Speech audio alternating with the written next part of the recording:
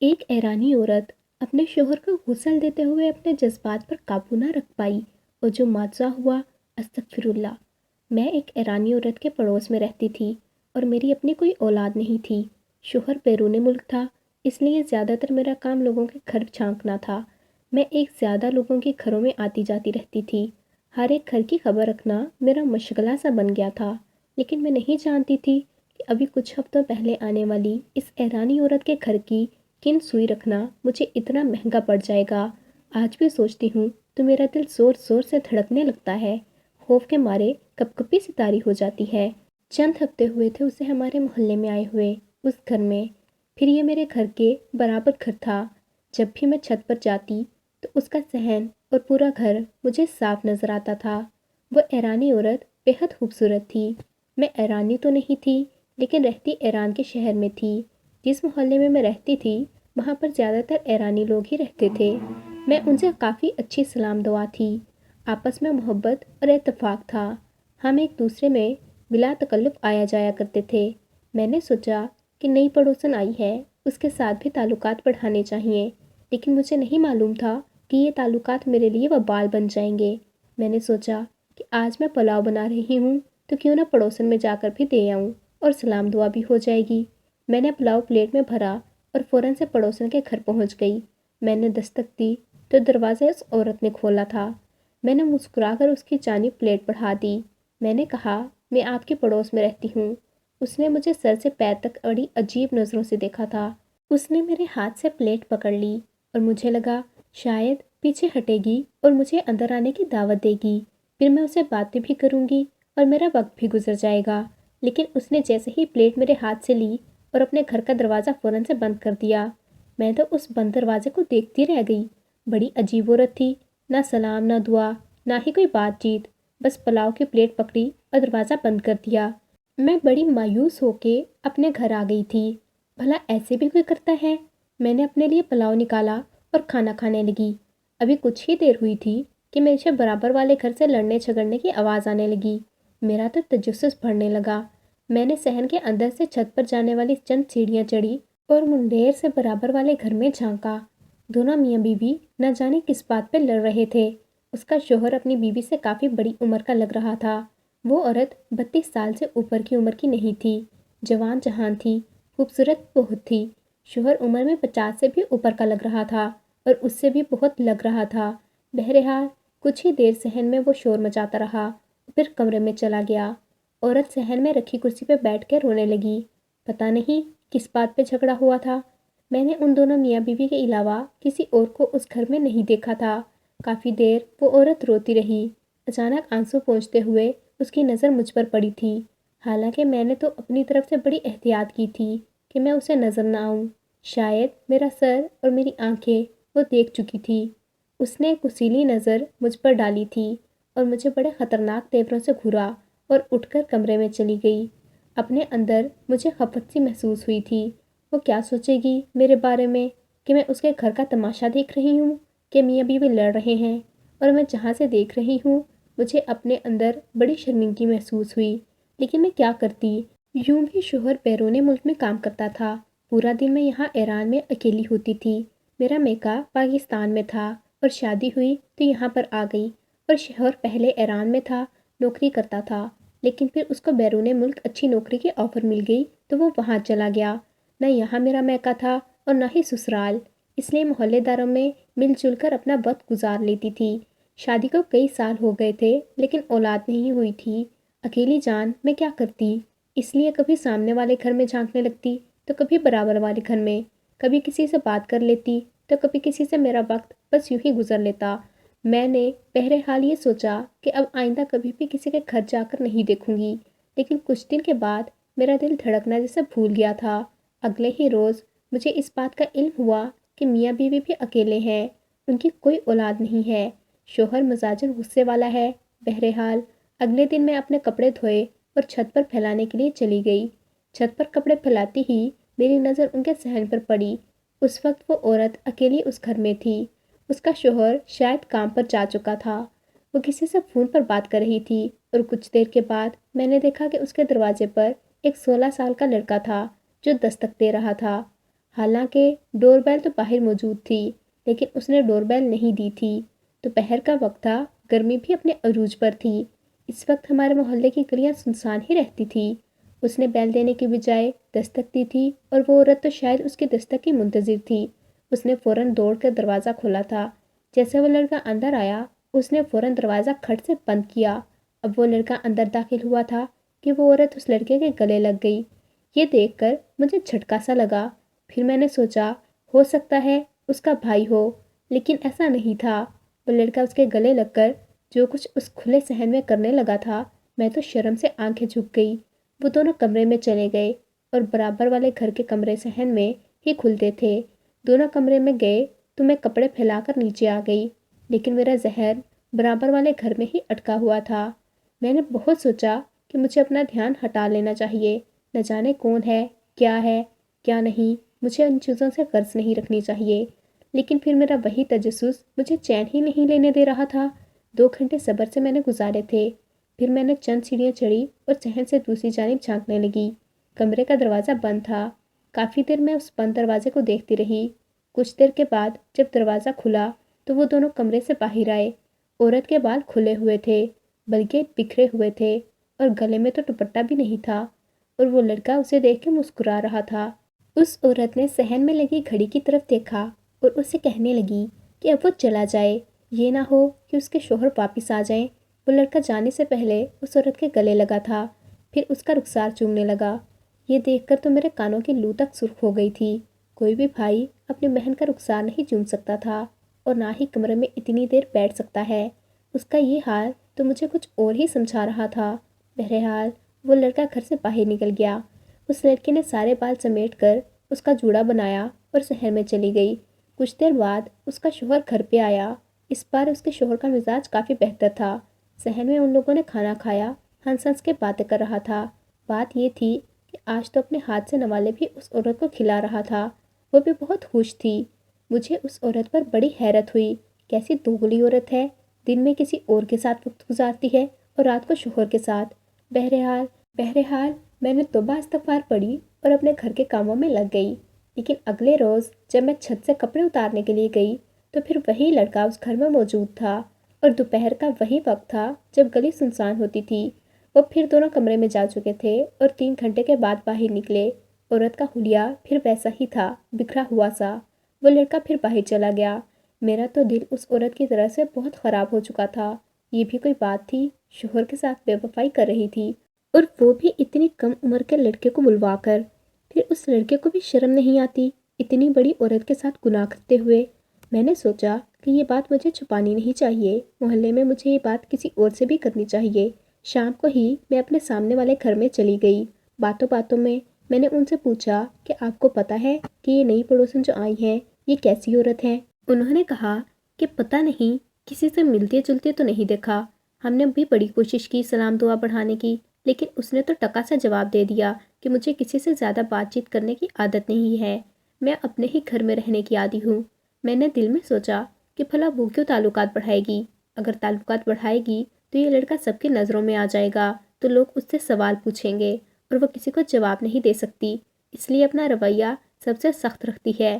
میں نے کہا آپ کو پتہ ہے روز دوپہر اس کے گھر میں ایک نوجوان لڑکا آتا ہے، یہی کوئی 16-17 سال کا ہوگا۔ میری پڑوسن کہنے لگی کہ ہو سکتا ہے اس کا کوئی رشتہ دار ہو۔ میں نے کہا کہ رہنے تو بہن، کہا کہ رشتہ داری؟ میں نے تو اس لڑکے کو اس عورت کے ساتھ ملتے ہوئے دیکھا ہے۔ دونوں کمرے میں جاتے ہیں، 3-4 گھنٹے کے بعد باہر نکلتے ہیں۔ میں نے یہ بات بہت معنی خیز انداز میں کی تھی۔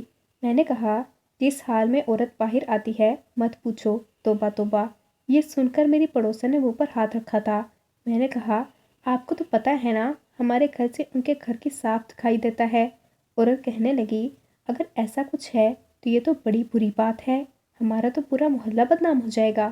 میں نے کہا یہی تو بات ہے، ہمیں سوچنا چاہیے۔ کہنے لگی لیکن ہمارے پاس ثبوت بھی تو نہیں ہے، یہ نہ ہو کہ بعد کچھ اور ہی نکلے اور ہمیں بھی برائی کا سامنا کرنا پڑے۔ میری وہ پڑوسن میری دوست بھی تھی اور میری ہم مزاج بھی۔ ہمیں اپنے گھر کے علاوہ دوسرے کے گھروں میں زیادہ دلچسپی تھی۔ میں نے اس کے کان میں بات تو ڈال دی۔ میں نے کہا ٹھیک ہے، میں تمہیں ضرور ثبوت پیش کر دوں گی، لیکن اگر وہ عورت بری ہوئی تو پھر ہم چپ نہیں رہیں گے۔ تم اپنے شوہر سے بات کرنا، وہ اس کے شوہر سے بات کریں گے۔ تمہاری بیوی دن دہاڑے عجیب و غریب قسم کے لوگوں کو بلا کر اوچھی حرکتیں کرتی ہے۔ وہ کہنے لگی، پہلے تم مجھے ثبوت دو، پھر ہی میں بات کروں گی۔ میں نے اس کی بات پر حامی بھر لی اور یہی سوچنے لگی کہ کیسے اس عورت اور اس لڑکے کے خلاف ثبوت اکٹھے کر سکوں۔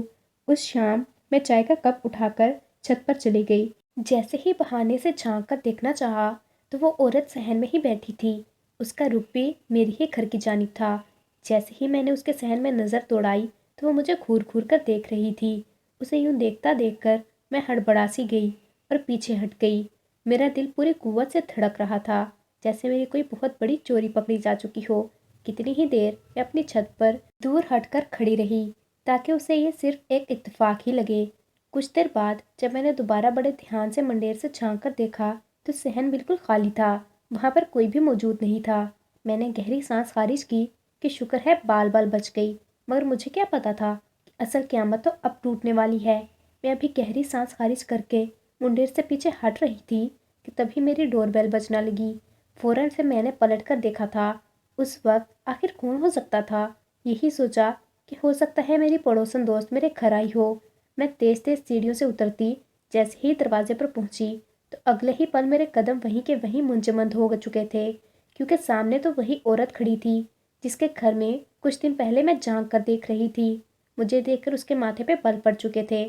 میں نے سٹپٹا کر اس سے کہا، آئیے بہن جی، اندر چلیے، کچھ ٹھنڈا پانی۔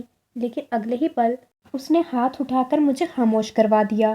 کہنے لگی، اگر غلطی سے میں آپ کے پڑوس میں آ کے رہنا شروع ہو ہی چکی ہوں تو کیا یہ محض طریقہ ہے کہ آپ کسی کے گھر میں اپنے منڈیر سے جھانک کر دیکھتے رہیں؟ اس کے الفاظ انتہائی سخت تھے، ذرا بھی نرمی کی گنجائش نہیں تھی۔ میں فوراً کہنے لگی کہ ایسی کوئی بات نہیں ہے، آپ کو غلط فہمی ہوئی ہے۔ میں تو چائے پینے کے لیے چھت پر گئی تھی، یوں ہی آس پاس نظر دوڑا رہی تھی تو آپ کے گھر پہ نظر پڑ گئی۔ میری بات سن کر اگلے ہی پل وہ بڑے سخت انداز میں بولی تھی کہ دوبارہ اگر میں آپ کو اپنے گھر میں تاکہ جھانکی کرتے دیکھا، مجھ سے برا کوئی نہیں ہوگا۔ وہ منہ ہی منہ میں بڑبڑاتی ہوئی وہاں سے واپس اپنے گھر میں جا کر دھڑلے سے دروازہ بند کر چکی تھی، جبکہ عین اسی وقت میری سہیلی پڑوسن اپنے گھر سے باہر نکلی تھی۔ اس کو میرے دروازے پہ دیکھ کر فوراً میرے پاس چلی آئی۔ کہنے لگی، کیا بات ہے؟ بڑے مراسم بڑھائے جا رہے ہیں، کیا کہہ رہی تھی وہ عورت؟ اس کی بات سن کر میں نے اسے صاف الفاظ میں بتا دیا کہ اسے مجھ پر شک ہو چکا ہے، اب ہمیں بڑا پھونک پھونک کر قدم رکھنا پڑے گا۔ دیکھو تو کیسے چلائی جا رہی تھی، ایسا لگ رہا تھا جیسے واقعی چور کی داڑھی میں کوئی تنکا ہو۔ بہرحال اس عورت کو اس کے حال پہ چھوڑ دیا تھا اور مزید اس کے گھر میں نظر رکھنا بھی میں بند کر چکی تھی۔ اگر اس کو مجھ پر شک ہو جاتا تو بلا وجہ ہی میری عزت ہو جاتی۔ میں جتنا اس کے معاملے میں دور رہنے کی کوشش کرتی اتنا ہی میرا دماغ اس کی جانب مجبور ہوتا تھا۔ اس روز میں برتن دھو کے جیسے کچن سے باہر نکلی تو اچانک لائٹ چلی گئی۔ یہاں پر عام طور پر لائٹ نہیں جایا کرتی تھی، بعض دفعہ ٹرانسفارمر میں کوئی خرابی آ جاتی تھی تب بھی لائٹ بند ہوتی تھی۔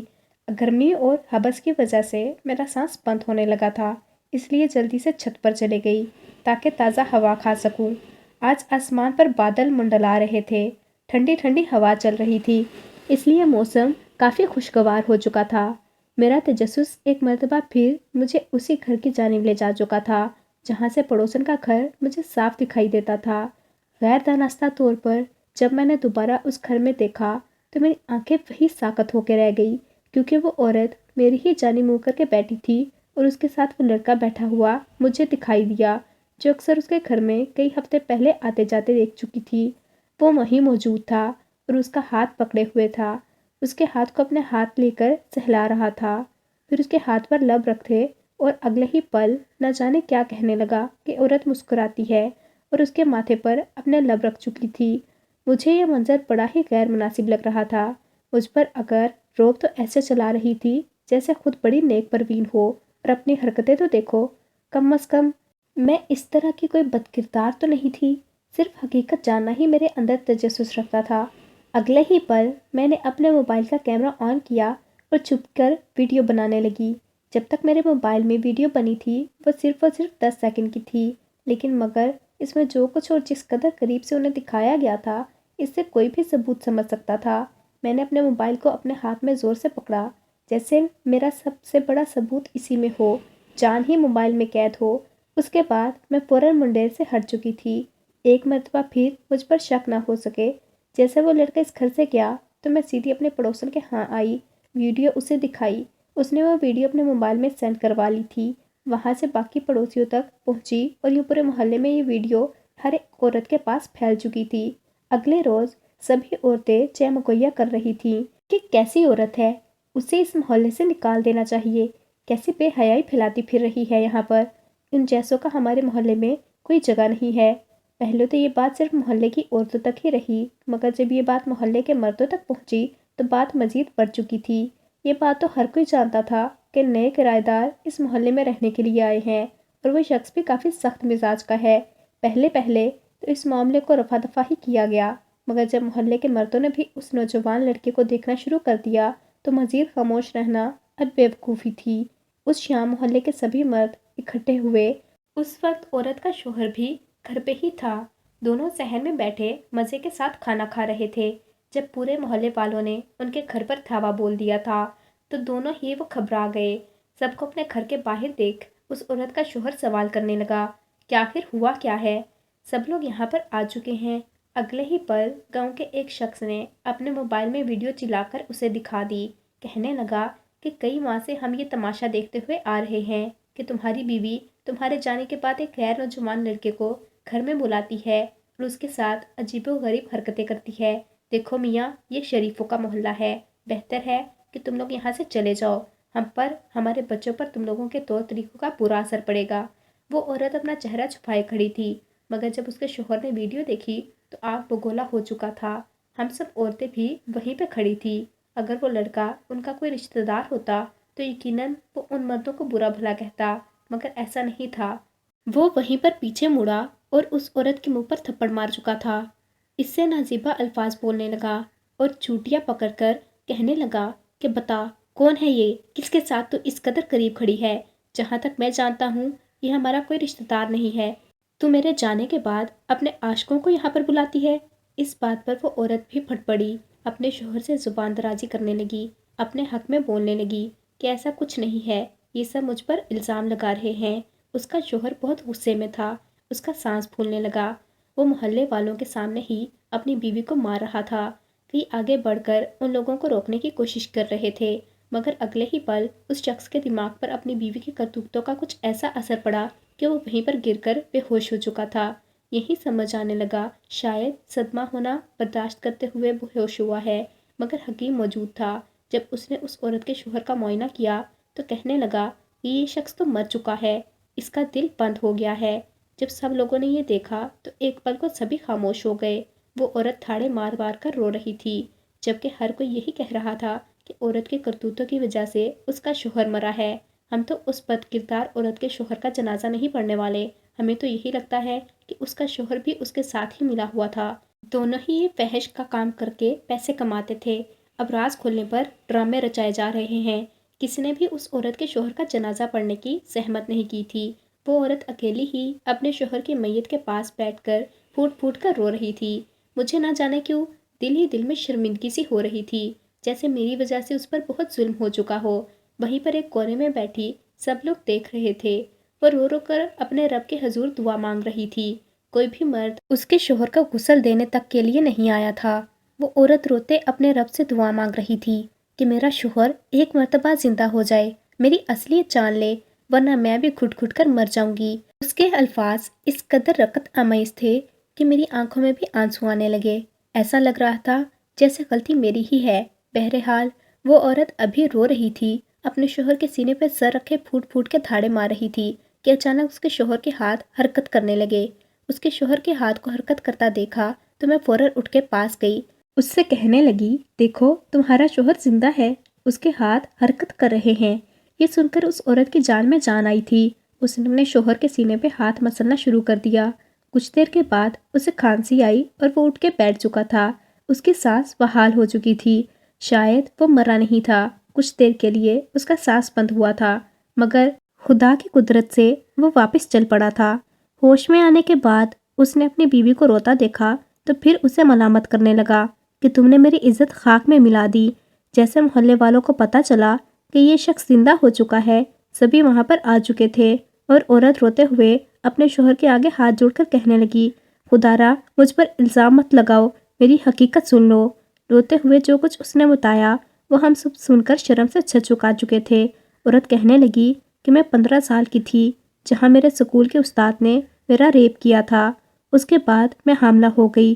ڈاکٹر نے کہا تھا کہ اگر ہم ابارشن کرتے ہیں تو اس بچے کے ساتھ میری جان کو بھی خطرہ ہو سکتا ہے، اس لیے میں 9 ماہ تک اپنے گھر میں قید رہی۔ جب اس بچے کو جنم دیا تو وہ بچہ میری والدہ نے پالنے کی ذمہ داری لے لی۔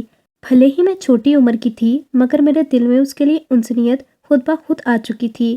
اس دنیا کی نظر میں وہ میرا بھائی تھا مگر وہ میرا بیٹا ہے، یہ صرف میں اور میرے اماں ابا جانتے ہیں کہ وہ میری اولاد ہے۔ جب میری شادی ان سے ہوئی تب بھی ہم نے یہ راز چھپا کر رکھا تھا کہ میرے ساتھ یہ سب کچھ ہو چکا ہے، یہاں تک کہ نکاح کے وقت اپنے بیٹے کو بھی کسی کے سامنے نہیں آنے دیا۔ میرا بیٹا میرے بغیر نہیں رہ سکتا تھا، نہ ہی میں اس کے بغیر ایک دن بھی گزارا کر سکتی تھی، اس لیے وہ روزانہ اپنے شوہر کے جانے کے بعد مجھ سے ملنے کے لیے آیا کرتا تھا اور پھر کچھ دیر کے بعد واپس جاتا۔ اتنی سی بات پر لوگوں نے میری عزت کی دھجیاں اڑا کر رکھ دی۔ میرا تو بس نہیں چل رہا تھا کہ ابھی زمین پھٹتی اور میں اس میں گم ہو جاؤں۔ ہر کوئی وہاں پہ شرمسار تھا، ان لوگوں سے معافیاں مانگنے لگے۔